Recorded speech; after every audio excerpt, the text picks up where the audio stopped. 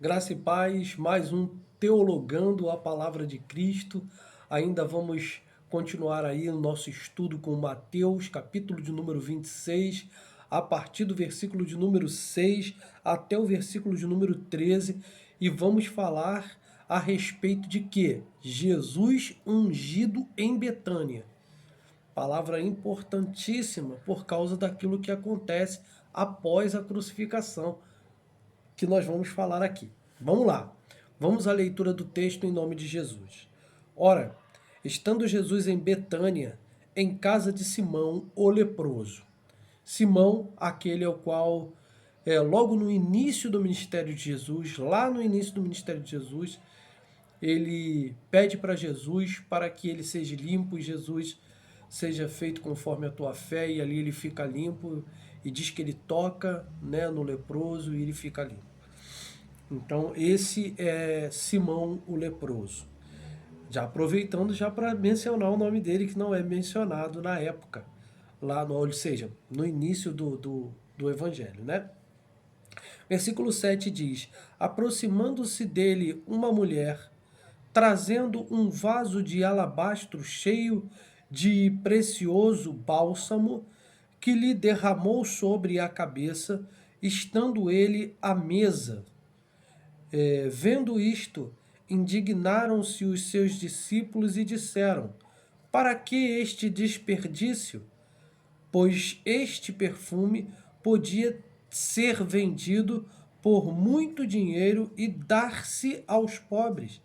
Mas Jesus, sabendo disso, disse-lhes: por que molestais esta mulher? Ela praticou boa ação para comigo, porque os pobres sempre o tendes convosco, mas a mim nem sempre me tendes. Pois, derramado este perfume sobre o meu corpo, ela fez para o meu sepultamento. Em verdade vos digo, onde for pregado em todo o mundo este evangelho, será também contado o que ela fez para a memória sua. Aí deixa eu fazer o explicar o porquê que aquela mulher fez aquilo. Jesus ele foi crucificado. José de Arimateia pede o corpo de Jesus e ali, como estava se aproximando já a, a noite e aquela noite, o dia posterior, não só seria um dia comemorativo, mas seria sábado. Então não poderia ali estar limpando o corpo dele e o envolvendo ou o ataviando ali direitinho como deveria ser. Então essa mulher já fez isso aqui antecipadamente. Jesus está falando justamente sobre isso, sobre aquele momento que não teve tempo para fazer a limpeza com ungüentos, ou ele não foi ungido ali após a sua morte para poder ser sepultado. Ok? Então ela está fazendo agora isso nesse momento. Isso é bom você ficar sabendo. Por isso Jesus, ele fala no versículo 13, em verdade vos digo, onde for pregado em todo o mundo este evangelho, será também contado o que ela fez para a memória dela. Infelizmente, nós não temos visto tantas pregações que envolve essa mulher que ungiu Jesus. Só para deixar bem claro, essa mulher que ungiu Jesus, ela se chama Maria e ela é a irmã de Marta e Lázaro, ok? Que eles viviam em Betânia. Lá, tá lá em João, capítulo 12, do versículo 1 ao versículo 3. O que é um vaso de alabastro? Um vaso de alabastro, eles eram talhados em gesso translúcido e usados então para guardar os óleos e normalmente óleos perfumados, tá bom? Os discípulos eles ficaram indignados, porém o Evangelho de João ele traz mais detalhes concernente a isso e há então a menção específica de quem fez essa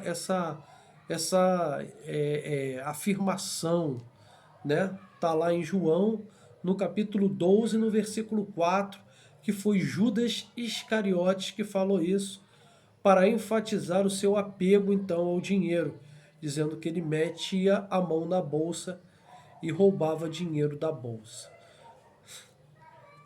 Nada diferente dos dias de hoje. Muitos aí têm, né, metido a mão, infelizmente, nos dízimos e ofertas lá alçados na igreja, né?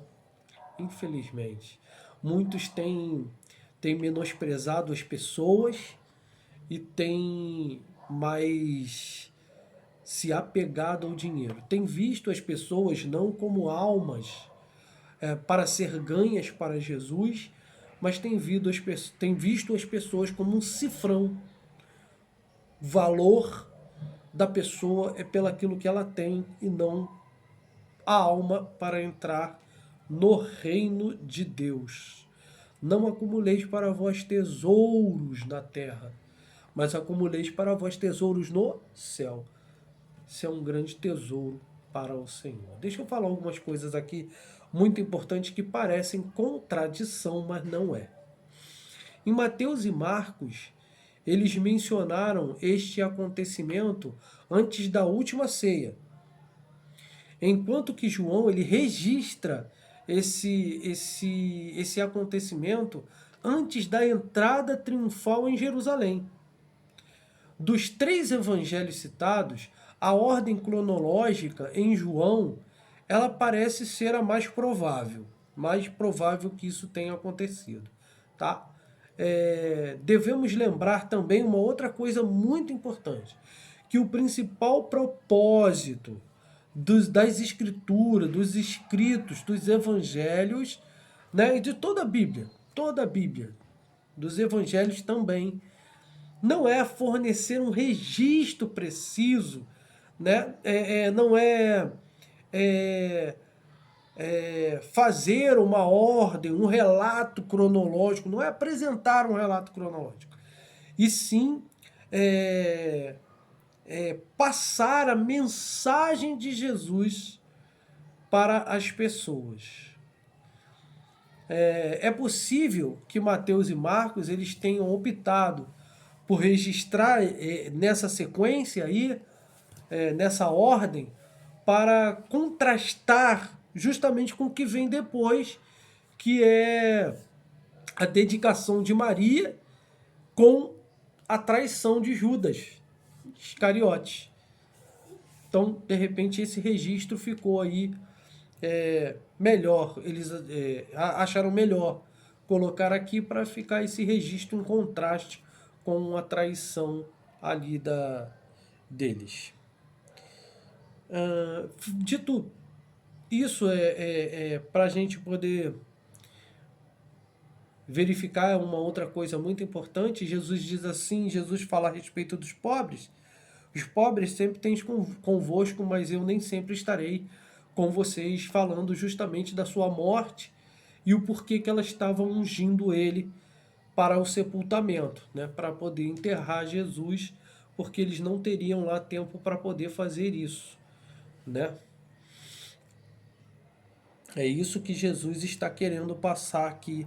E essa parte aqui ela é importantíssima, porque muitos pensam apenas que ela era uma unção, que ele ainda não tinha recebido, concernente a proclamação dele ser o rei dos judeus, o Messias. Então, para ele herdar um trono de glória, ele teria que ser ungido, assim como Samuel ungiu Saul e depois ungiu Davi, ele deveria ser ungido também nesse momento. Bom, enfim, não tem nenhuma profecia que demonstre isso, mas aqui é importante se falar por causa essa questão aqui é só aquela questão de que Jesus não pôde ser, o seu corpo não pôde ser preparado para o sepultamento. Vamos ficando então por aqui. Que Deus nos abençoe com mais um Teologando em Cristo. Outra coisa importante, estaremos dando continuidade a esse Evangelho de Mateus em nome de Jesus. Que Que o Espírito Santo de Deus continue falando aos nossos corações. Que Deus nos abençoe com a sua graça, com a sua misericórdia e com o seu imensurável amor.